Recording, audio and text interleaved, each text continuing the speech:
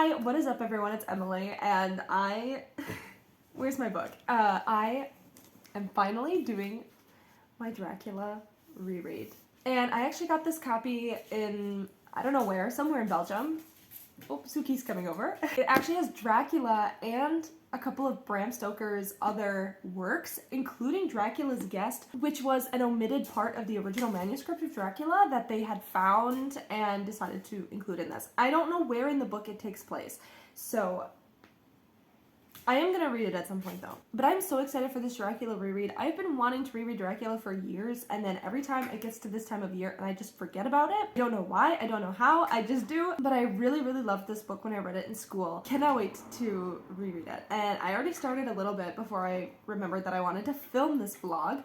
And Hugo will also be reading it for the first time, so I might have him give some thoughts. On the second chapter right now.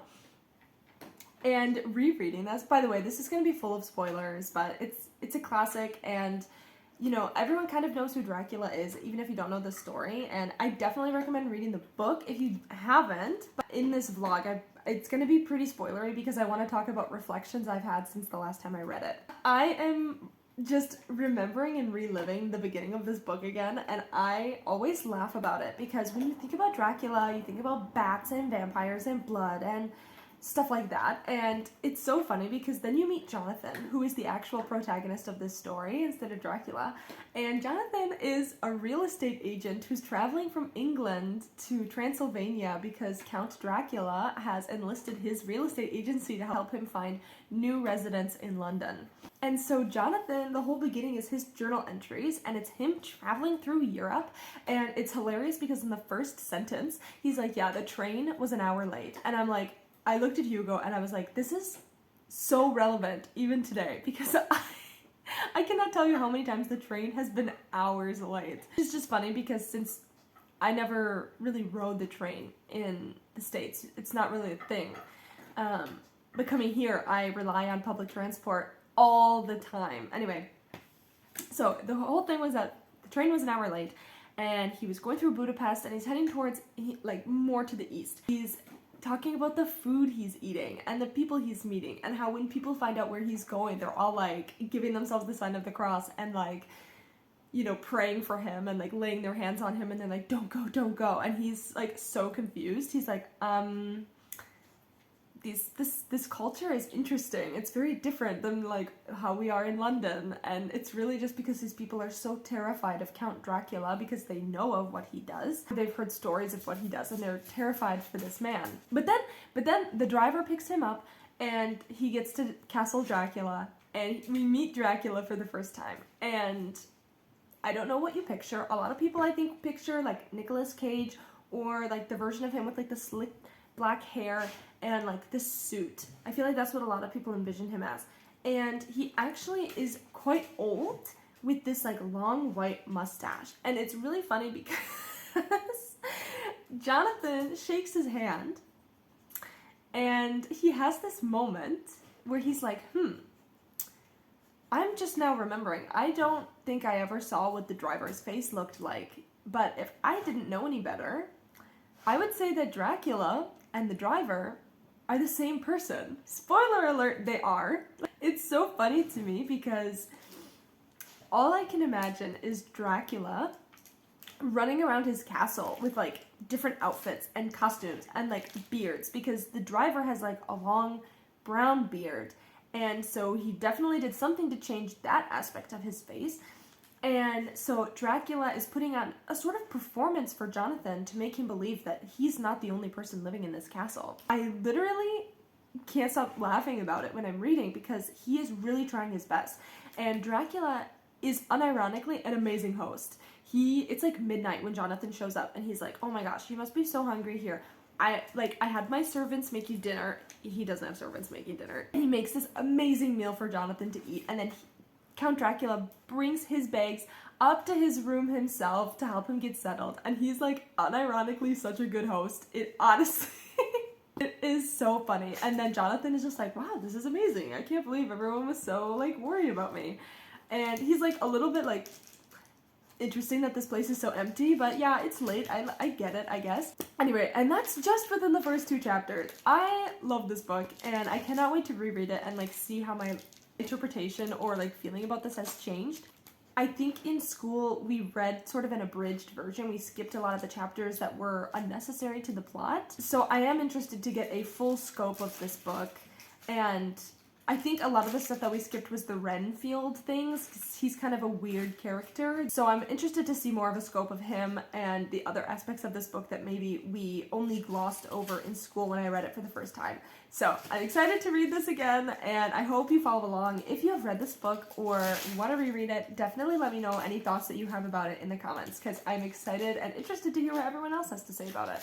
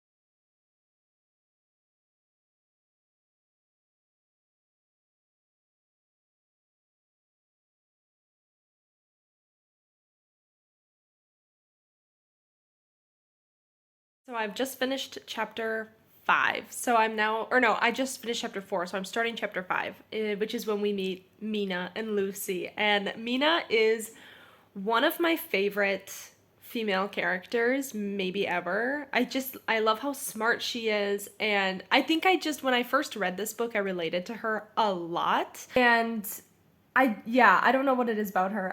I related to her a lot, and she's one of the few characters in the book that really gets what's going on almost immediately. She is, if not the smartest, one of the smartest characters in the whole book. And I love that Lucy is kind of a foil to her, but they're best friends, but they talk to each other like lovers in their letters, and it's so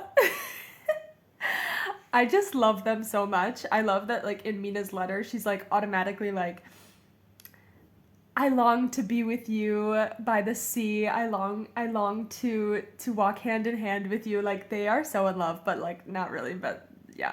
So I love them, and I love Lucy's story as well. Like I don't love what happens to her, but what an interesting story. I haven't gotten to that part yet, so I won't talk about it yet, but I love them as characters and them together and their letters to each other. And I love that Mina is like, P.S. What is this here about a curly-haired man? Question mark, question mark, question mark. And there is actually 3 or 4 question marks in the text, which I just love because people really haven't changed through history. You know, we've all stayed fairly the way that we are. Maybe the language that we use has changed, but humans have always been human, and I really love how that is kind of emphasized in this. Jonathan has made his escape from Castle Dracula, or attempt to escape from Castle Dracula, and we probably won't hear from him for a while, so hope he's doing all right. Now we get to the part in Dracula that I really like,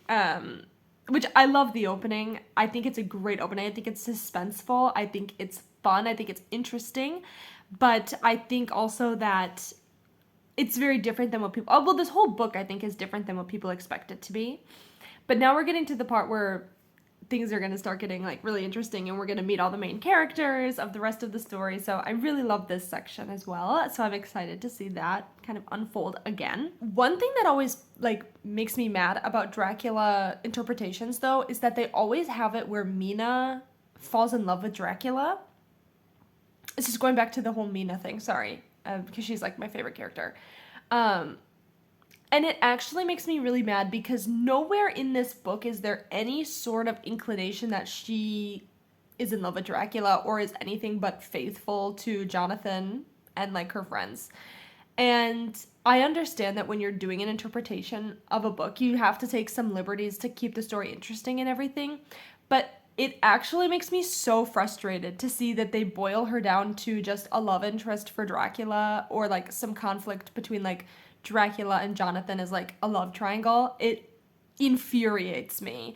And it happens in almost every single movie, musical, play, production of Dracula. They always make it so that Mina falls in love with Dracula, or in some way is, like, hypnotized and forced to find him attractive or, like, love him in some way. And it is genuinely one of the things that just makes me so mad, because nowhere in the story is that even suggested that would be a thing. I haven't gotten to this part yet where, like, Mina and Dracula have some sort of, like, they have some sort of mental connection at some point. But it is very explicit that it is very traumatizing for Mina and not something that she wants. But it's something that helps them fight against it. Anyway, I'm, like, getting way ahead of myself in the story. But every time I think about Mina, it, like, breaks my heart that she just gets boiled down to a love triangle with Jonathan when she is so much more in the book. And that's why I always tell people to read the book for Mina, because, like, every other rendition of it is just not well done at all. They nail Lucy. Like, everyone gets Lucy right. You know, she's this pretty girl who has 3 suitors and is just so sweet and doesn't know what to do and is like, oh, me, like, she's an ingenue. But then, like, with Mina, they're like, oh, well, we can't just have this one intelligent and faithful woman. Like, no, she has to fall in love with Dracula. And it's like, it makes me so mad. Anyway, I'm gonna keep reading. But yeah, that, yes.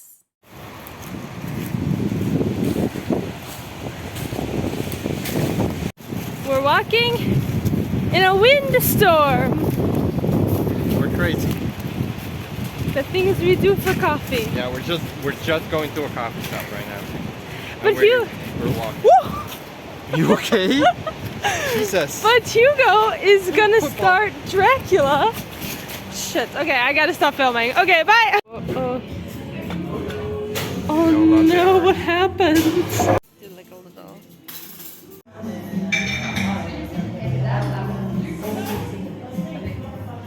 So I'm sitting at about 2/3 of the way through Dracula. I think the thing I'm remembering the most right now is that something that people don't know if they've never read this book is that Dracula is very much not in it. He's actually physically in the book very little. He is much more of, like, a looming presence over the characters and the story. He is the main antagonist where, like, he is causing bad things to happen, and he is a big part of the problem, but we don't physically see him for most of the book. And I think that's where some of the horror elements of this come from, and, like, the scariness of it, because it's like this threat, but you don't know when it's coming, where it's coming from, what will happen when you see them. And I'm at the part now where the gang is together. Everyone is together. Mina, Jonathan, Dr. Van Helsing, Quincy, John, and Arthur. We're all together. The whole squad is here, and they have just taken down Lucy. rest in peace. And we have gathered all of our resources together on Dracula, what we know about him, and what has happened thus far. This is like the one time in the book that it's just like, it makes me frustrated. And it's because now we're talking about gore and killing Dracula and like how we're gonna do this. They decide like Mina is too frail and too fragile to be a part of the conversation anymore. So they're like, thank you, Mina, for all of the work and hours and effort that you've put into helping us. Goodbye. Go to bed. The men are talking now. Sorry, I was knitting yesterday. That's just a ball of yarn. And then Mina talks about how upset she is about that because she has done so much work thus far and has had no issue at all with anything up until this point. So why it's an issue now, we don't know. Go Mina, I love you. It's okay, her role in this story is not done yet, so I am excited to reread that whole section. I think when I read this in school, the Renfield sections are mostly what we cut, and he's an interesting character, and on this reread slash read, because I did read some stuff of him in school, but I think a lot of the extra stuff about him kind of got cut out. He's an interesting character. He's kind of like a minion to Dracula, and he's also a literary device or something in that sense of like telling us where Dracula is at in his power and in his ability to like take over London, basically. Because his whole plot is to basically, I don't know, rule London or something. And so Renfield like eats these flies, and then he gets spiders to eat the flies, and then he eats the spiders, but then he gets birds to eat the spiders that eat the flies, and then he eats the bird.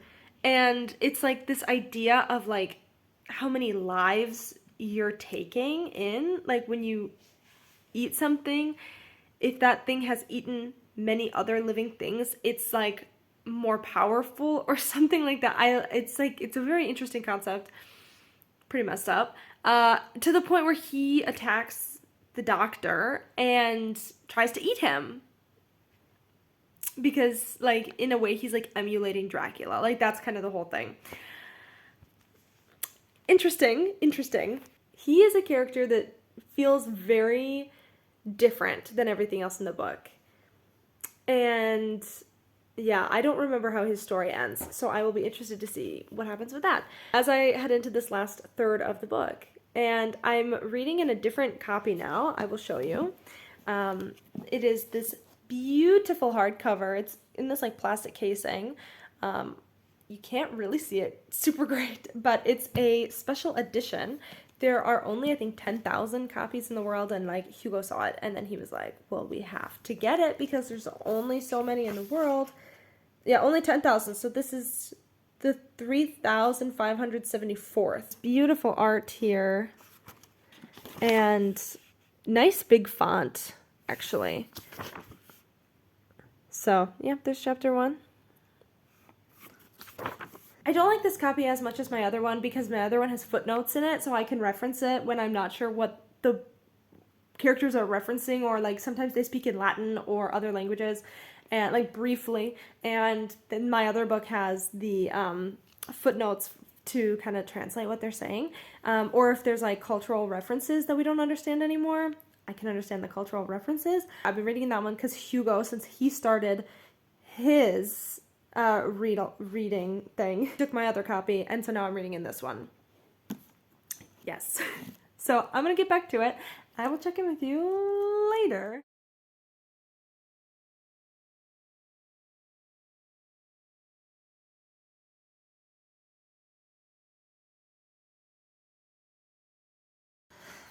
So I finally finished Dracula, my reread. Honestly, part of me wants to make it like an annual reread for myself, but I might have to withhold because there's just so many books I want to get to, and I'm just never going to have enough time if I reread too many. So I have some thoughts, and I'm just going to kind of share like general thoughts about the book and my reread of it. Obviously spoilers. It's been spoilery this whole vlog. I'm going to like talk about the ending and everything. So yeah, looking back, I like to look at the book through the frame and the lens of the time period of which it was written and like what Bram might have been commenting on. And a lot of people talk about vampirism as like, particularly the British people in this case, but like the Western people's view on illness and disease versus like Eastern people. So there's like themes of xenophobia and like those kinds of things happening underneath all of it. And I think it's an interesting way to look at it from the time period as well, and like how people viewed, I don't want to say outsiders, but people who didn't conform to like the lifestyle that they choose. In this case, that would be like England. But then also how this book is like, I don't know, I saw one article or something that said that the book is like Christian propaganda, and I don't think it's necessarily Christian propaganda in the same way that like you would see that today, but I do think that there is a level, a baseline in this book that is talking about Christianity and vampires being linked to the devil or hell, and how becoming one of them not only is a comment on illness and disease and the fear of disease in this time period, but also this idea of being unclean. The three female vampires that we meet in Dracula's castle are kind of this amalgamation of what people would consider to be like unclean women, women who are sexual, women who have desire beyond what good Christian women would, and how when Mina and Van Helsing go up against them, they kind of tempt Van Helsing with this sort of sexual desire, but then also are tempting Mina, and Mina is in a lot of ways supposed to be, I don't want to say like the purest woman, but she is supposed to be a character who is seen as almost perfect, other than the tragedy of being born a woman. Like, so she becomes tempted to become one of these vampires and to kind of give in to this sexual prowess. I don't know how to say that, but yeah. So I think that's really interesting, and that is a really interesting way to view the novel itself. Honestly, for me, I think my enjoyment from reading this book just comes from that in a lot of ways, I find it really satisfying to read the book knowing what's going to happen. And I know a lot of people don't agree with me on that, and they don't like reading books where they know what's going to happen, but I think there's something really satisfying reading this book knowing what Dracula is, picking up on the clues before the characters can. Honestly, there's a lot of times where I like laughed out loud reading the book, and just because the characters are bigger than life and they're all interesting and different in their own ways, and there were moments where I was completely cringing, like Renfield and his whole part in this book, which I don't even know if I've talked about at all, but like where he was eating the flies and then eating the spiders that ate the flies and then eating the birds that ate the spiders that ate the flies, because he was like trying to consume the souls. I thought that was so grotesque, but also interesting, and like his role that he played in all of it. And I have to say, for a reread, it was really satisfying, and it was really satisfying to go back into this world, and the way that it's written through the journal entries and the newspaper clippings, it makes it obviously it's not real, but it makes it feel more real, like maybe it could have happened. Like if you found a diary that contained all of these texts, and you know, would you believe it? Could you believe it? Or is it just too horrifying to imagine that? And I wonder what it would feel like to read this book having no context of Dracula, vampirism. I mean, some context, but like not really knowing. And living in a quite similar time period where like illness is everywhere, and this fear of the unknown and the grotesque, and this like heavy blanket that kind of covers everything, like the clouds in London, you know, just it's very atmospheric for me, and I think that that's why it's held up as well as it has. And yeah, I think it's, for classic lit, obviously it has its downsides. Obviously, I'm talking it up because I think there's an element of nostalgia with me reading this, and I like vampires and all of those things, but I think in terms of classic literature, this is one of the few that holds up somewhat well and is accessible even now. A book that you can read and understand fairly easily, and you can find deeper meaning in everything, but beyond all of that, it's an interesting story and a mystery in this very atmospheric, gothic England. And yeah, it is a bit of a slow burn though. So if you're not into slow burns, I will say, Hugo's still reading it right now, but we were talking the other night and he just got to the part with like Mina and Lucy and their whole shindig, and he's like, there's 200 pages before I figure out what happens to Jonathan, and I'm like, you don't even know. But I feel like that is part of the storytelling, and that is part of what makes it such an interesting read and different than a lot of other books within this genre or in a similar vein or time period that this was written. So yeah, that was my my vlog, my kind of review, kind of just overview of what I thought about rereading Dracula.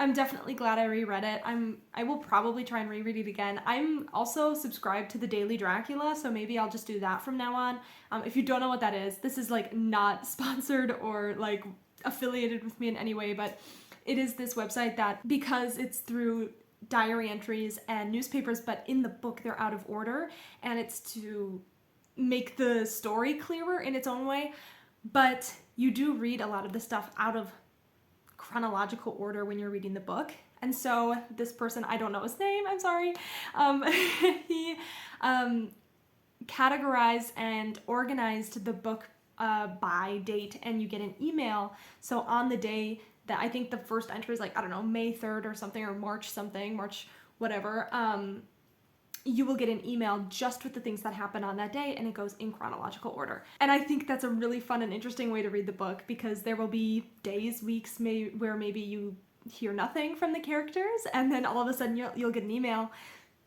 and there will be chapters and chapters and chapters because so much happened. I subscribed to it and then I kind of fell off reading it because I don't like reading on my phone or from my email, but they are doing a print book, so I might have to do that one and see if that kind of changes the way I experience the novel. But yeah, I think I would love to read it again in a couple years and kind of see how my thoughts about it change, but this is definitely a great Halloween read, and I know this is coming out late to be Halloween now, but I'm really glad that I read it. Thank you so much for watching this vlog. If you've read Dracula or anything similar, definitely let me know down below. I would love to chat with you about it. And I think comparing this book to A Dowry in Blood also would be really interesting as well, but I haven't done that yet. Not fully. I think they kind of take place with the same characters, different universes in my mind. If you want to talk about that book too, let me know in the comments because I have thoughts about all the things. Thank you so much for watching. If you enjoyed this video, be sure to like it and subscribe to my channel. It helps me out a ton. I hope you have a great rest of your day, and I can't wait to see you in the next one.